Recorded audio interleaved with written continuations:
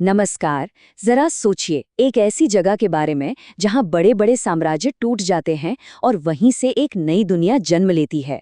आज हम भारत की उत्तर पश्चिमी सीमा पर चलेंगे, ठीक उस समय में जब मौर्य साम्राज्य का पतन हो चुका था। ये कहानी एक ऐसे दौर की है जहां सिर्फ तलवारें ही नहीं बल्कि बड़े बड़े विचार भी आपस में टकराएं और नतीजा एक बिल्कुल ही नई संस्कृति का जन्म हुआ। तो सवाल ये है कि जब कोई इतना बड़ा साम्राज्य गिरता है तो होता क्या है? क्या चारों तरफ अफरा तफरी मच जाती है? हाँ, वो तो होता है, पर साथ ही मौके भी पैदा होते हैं। एक तरह का पावर वैक्यूम, मतलब शक्ति का एक खालीपन बन जाता है। और ये खालीपन एक चुंबक की तरह नए विजेताओं को, नई नई संस्कृतियों को अपनी ओर खींचता है। और मौर्यों के बाद भारत में बिल्कुल यही हुआ। जो उत्तर पश्चिमी सीमा थी ना, वो एक बहुत बड़े चौराहे में तब्दील हो गई। अब ये सिर्फ कोई जंग का मैदान नहीं था, नहीं, ये तो एक ऐसा बाजार बन गया था जहां कला, धर्म और जीने के नए नए तरीके एक दूसरे से मिल रहे थे, घुल मिल रहे थे। तो इस संगम में जो पहली लहर आई, वो आई पश्चिम से। ये लहर थी यूनानियों की। जी हाँ, वही सिकंदर के उत्तराधिकारी, और उनकी इस हेलेनिस्टिक लहर ने भारतीय इतिहास में एक बिल्कुल नया ग्रीक चैप्टर जोड़ दिया। अब देखिए, कहानी की शुरुआत तो सिकंदर से होती है, लेकिन असली मोड़ आता है लगभग 180 ईसा पूर्व में। तब बैक्ट्रिया के ग्रीक राजा डेमेट्रियस ने भारत पर हमला कर दिया और यहीं से जन्म हुआ इंडो ग्रीक साम्राज्य का, जिसका सबसे मशहूर राजा हुआ मिनांडर, जिसे हमारे भारतीय ग्रंथों में मिलिंद के नाम से जाना जाता है।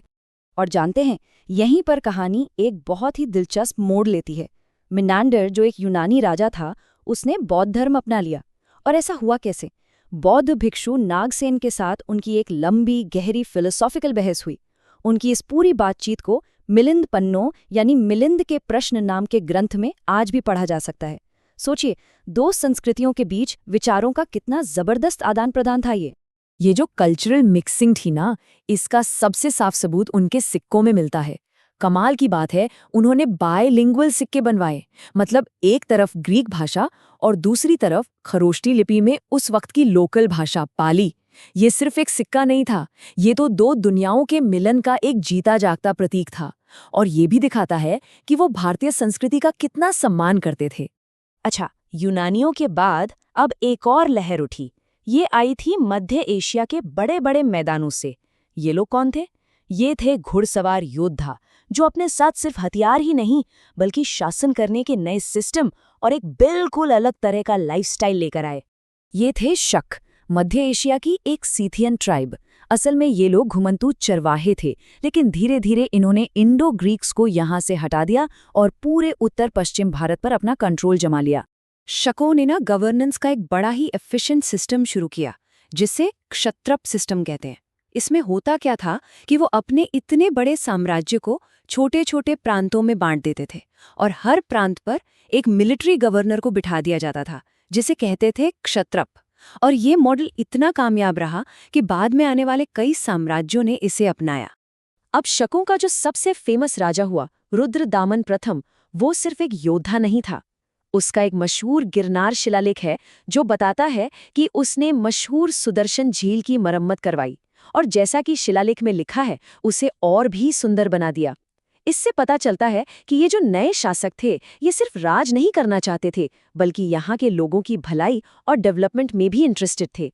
शकों के बाद आए पहलव यानी पार्थियन, जो ईरान से थे। हाँ, उनका राज बहुत लंबा तो नहीं चला, लेकिन उन्होंने तक्षशिला में एक अहम किंगडम बनाया। और उन्हीं के दौर में एक बहुत बड़ी घटना हुई। ईसाई धर्म के प्रचारक सेंट थॉमस भारत आए। मतलब इस कल्चरल मिक्स में एक और नया धागा जुड़ गया। और अब आती है वो लहर जिसने सबको एक कर दिया। ये थी कुषाणों की लहर। कुषाणों के आने से इस पूरे इलाके की राजनीति हमेशा के लिए बदल गई। उन्होंने इस बिखरी हुई सीमा को एक बहुत बड़े और ताकतवर साम्राज्य में बदल दिया। ये कुषाण कौन थे? ये मध्य एशिया की युएजी जनजाति से आए थे और इन्होंने जो साम्राज्य बनाया वो मध्य एशिया की आमू दरिया से लेकर भारत में गंगा के मैदानों तक फैला हुआ था। और सबसे जरूरी बात, उन्होंने सिल्क रोड पर कब्जा कर लिया था, जो उस जमाने की ग्लोबल इकोनॉमी की लाइफलाइन थी। जाहिर है, इस कंट्रोल से उन्हें बेहिसाब दौलत और ताकत मिली। कुषाण वंश में एक से बढ़कर एक शासक हुए, जैसे कुजुल कड़फिसेस, जिन्होंने इस साम्राज्य की नींव रखी। फिर आए विम कड़फिसेस, जिन्होंने भारत में पहली बार बड़े पैमाने पर सोने के सिक्के चलाए। लेकिन इन सब में सबसे शक्तिशाली थे कनिष्क। उन्होंने सिर्फ शक संवत ही शुरू नहीं किया, बल्कि चौथी बौद्ध संगीति भी बुलाई, जो बौद्ध धर्म के इतिहास में एक बहुत बड़ा टर्निंग पॉइंट था। 78 AD, ये साल याद रखने वाला है। यही वो साल है जब कनिष्क गद्दी पर बैठा और यहीं से शक संवत की शुरुआत हुई। और कमाल की बात देखिए, ये कैलेंडर इतना असरदार था कि आज भी भारत सरकार इसे इस्तेमाल करती है। ये कुषाणों की एक ऐसी विरासत है जो आज भी जिंदा है। कुषाणों के समय में कला यानी आर्ट अपने पीक पर पहुंच गई। दो जबरदस्त स्टाइल उभर कर सामने आए, गांधार और मथुरा। गांधार आर्ट पर आपको ग्रीको रोमन असर साफ दिखेगा। बुद्ध की मूर्तियों में असली जैसे दिखने वाले घुंघराले बाल, ध्यान में डूबा हुआ चेहरा। वहीं दूसरी तरफ मथुरा आर्ट पूरी तरह से देसी इंडियन था। इसमें बुद्ध को एक खुश मुस्कुराते हुए रूप में दिखाया गया है। मतलब आर्ट में भी ईस्ट और वेस्ट का एक शानदार संगम देखने को मिला। तो इन सारी लहरों का, इन सारे बदलावों का आखिर नतीजा क्या निकला? देखिए, ये सिर्फ एक के बाद एक जीत हार की कहानी नहीं थी। ये एक सिंथेसिस था, एक संगम था। इन सारे प्रभावों ने मिलकर एक नई, एक बहुत ही वाइब्रेंट फ्रंटियर कल्चर को जन्म दिया। एक ऐसी संस्कृति जो भारतीय सभ्यता के ताने बाने में हमेशा के लिए रच बस गई। और इस दौर की विरासत आज भी हमारे आसपास मौजूद है।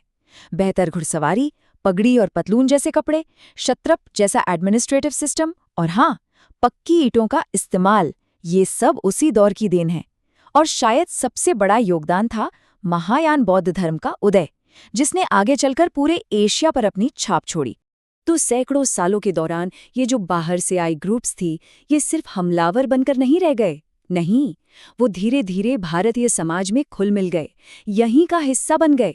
उन्होंने यहाँ की संस्कृति को अपनाया भी और अपनी संस्कृति से उसे और भी अमीर बनाया। तो ये टकराव से ज्यादा एक दूसरे में समा जाने की, एक हो जाने की कहानी है। और ये पूरी कहानी हमें एक आखिरी सवाल पर लाकर छोड़ देती है।